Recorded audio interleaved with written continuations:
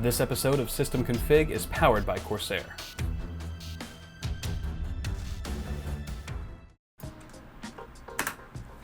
Back in the day when I first started editing home videos of my G.I. Joes, I was about as fast as a Mexican standoff between two koalas. They have posable thumbs, I checked, so technically that scenario was possible. As years went by, I learned my hotkeys and developed my craft until I was no longer limited by my skill, but by the performance of my computer. Luckily, that just meant my family had to wait a few more hours before watching my debut of Saving Plastic Ryan. But in a professional workspace, having a slow system could cost a production company several $1,000s in poor productivity and render times. Today I help a professional overcome this costly situation on episode 3 of System Config. Hello, my name is Jacob Brumfield. I work for Jump Creative. We are an entertainment marketing and production company. We do everything from 3D TV shows to social media marketing. We will be using this computer for motion graphics, for rendering raw files for editorial, and we'll be using it for color correction. We'll be using DaVinci Resolve, After Effects, and Avid. My current system is a Apple Mac Pro. It's like from 2009, and it's just outdated, and this is gonna be like quantum leaping. One of the main reasons why we're upgrading to this system and away from our Mac Pro is because it's render time, simply that. It's the artists need to be creating instead of waiting for a RAM preview or for something to render. For this new PC, we're looking to spend about $3 to $4K. The goal for this upgrade is to decrease render time and increase productivity. That's why I called Kyle. I'm looking for a hot rod. That's what I want this thing to be. All right, guys, I have brought Jacob into my humble abode, and I've actually asked him to bring in his old system, the one that he was just telling you guys a little bit about. So the reason why I had you bring it in is because I just want to take a look at where you're coming from, take a look at some of the hardware inside. We're going to go over the specs just briefly, and then from there we can do a little performance test of it and just see what you've been working with so far. Sound good? Sounds great. All right, so I'm going to pop this guy off, see what's under the hood. I believe it just lifts up like that. Actually never disassembled a Mac Pro before like this, so this is new to me. I'll take that for you. So underneath we've got, ooh, this looks interesting. Apple always has a very innovative way of mashing their hardware together. First off, I know that this is rocking a quad-core processor. Right. It's an Intel Xeon processor, which is actually a fairly decent piece of hardware, but it is fairly dated as well. You said this was 2008, 2009. Yeah, something like that. So still getting a little bit sluggish there. And the memory is kind of interesting. Why don't you pull that out really quick and we can take a look at it. You could also use a can of compressed air. Probably wouldn't hurt from that either. Yeah. Okay, this is really interesting. So we've got a total of 8 sticks of memory, and I think these are 2 gig modules. Right. So we've got 16 gigs, and that's DDR2 memory. So we're definitely dealing with we're having a blast from the past right now. I believe it's running at 667 megahertz. Right. But this is kind of an interesting layout nonetheless. They've actually taken all of the DIMMs and installed them onto a single PCB, and then from there you just kind of slot it back in. So I'll just let you go ahead and do that. The video card is this guy right here, right? I believe that's all just integrated power, right? I think it's just getting power directly from the motherboard. Yeah. It's a 7300 GT. So if you guys look up the specs on that, or I could just tell them to you right now, it has half a gig of memory, 512 megabytes of DDR2 memory on a video card. So as Jacob pulls that guy out here, there you go. There you go. All right, so you've got a heatsink on there. There's your PCI Express slot. It's an old timer. You gotta love that bright green PCB. It's just something very nostalgic about it. So this is definitely an outdated system. It still works nonetheless, but the rate at which things are advancing in the post-production world, you need your hardware to kind of advance along with it. Absolutely. So I think with that said, let's get down to the nitty-gritty and see how this thing actually performs in kind of a post-production workflow. All right, great, let's do it. All right, guys, so we finally booted up into the desktop. It took us a whopping 2 minutes and 41 seconds. So within that time, Jacob and I actually had a nice little lunch. So now that we're all energized and ready to keep going, we actually have Red Cine X pulled up here, which is a nice program that's used to look at dailies and look at your footage and do a lot of transcoding functionality. But that's basically the gist of it. And also we have a 4K uncompressed RAW file here that's actually taken from a shoot that Jacob and his team at Jump Creative did for Newegg, the company I work for those of you who didn't know.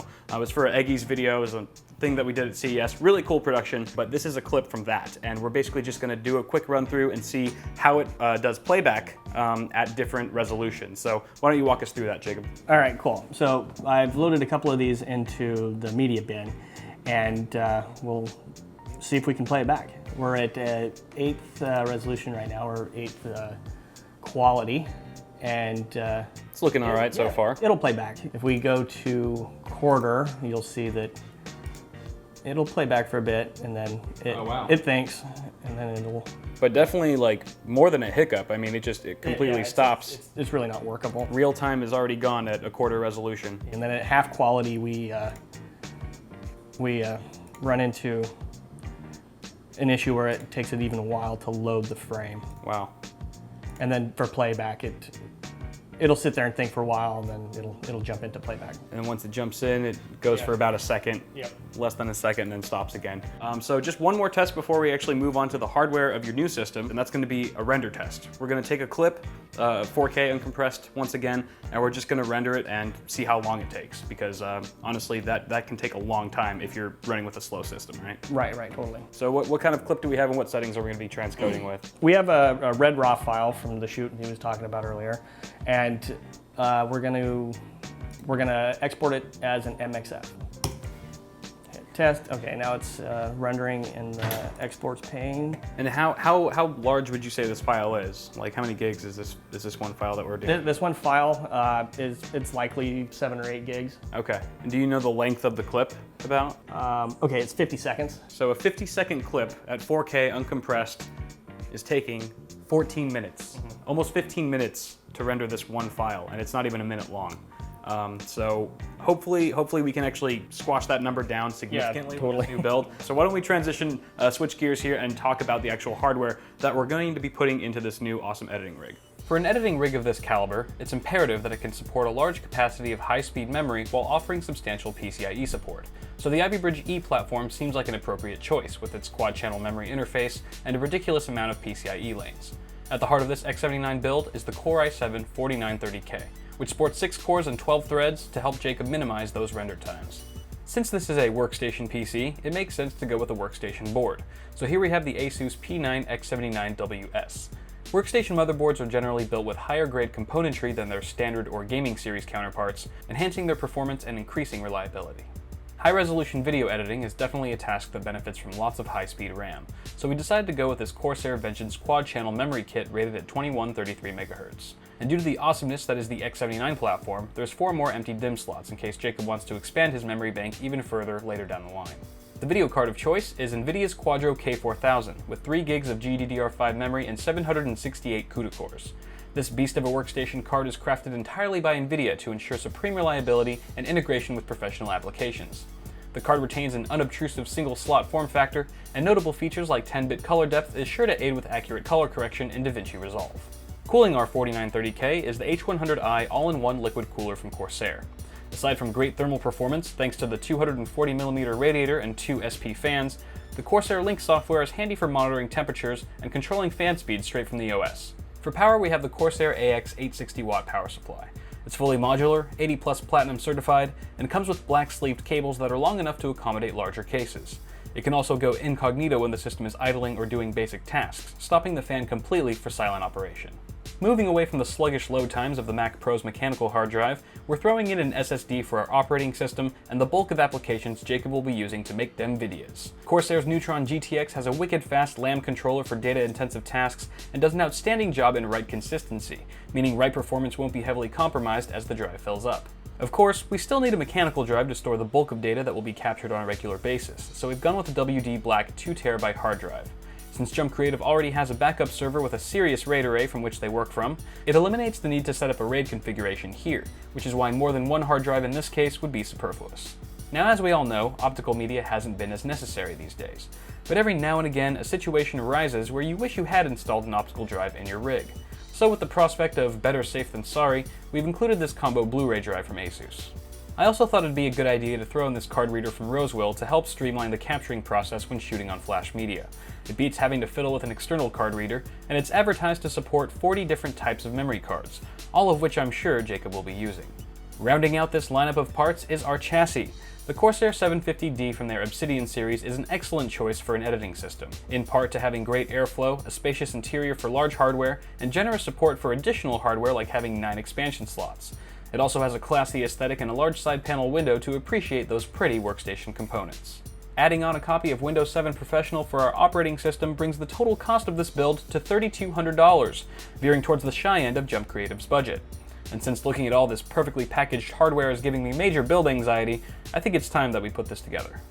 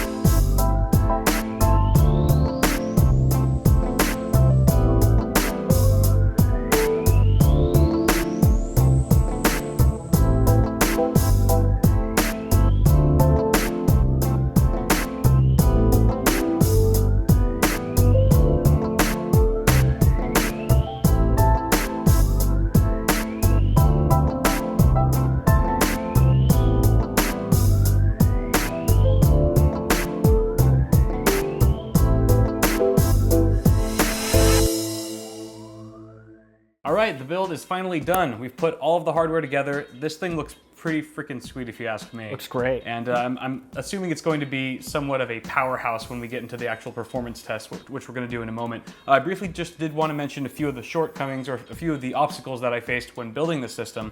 One of which was the video card, the Quadro K4000. That's actually the second K4000 that we purchased because the first one was DOA. It was completely dead. I was troubleshooting it for 2 or 3 hours, just thinking it's got to be me. It's user error, clearly, because these things are extremely reliable. That's what they're built for. But sure enough, I did enough troubleshooting to the point where I realized it's just dead. So issued to RMA, NVIDIA got that to me right away, so thank you, NVIDIA. And this one works out beautifully. So it's gonna serve you very well. The other thing is that I did have a card reader that I wanted to install, but completely forgot to get the adapter. It's a 3.5-inch card reader. These are 5.25-inch bays.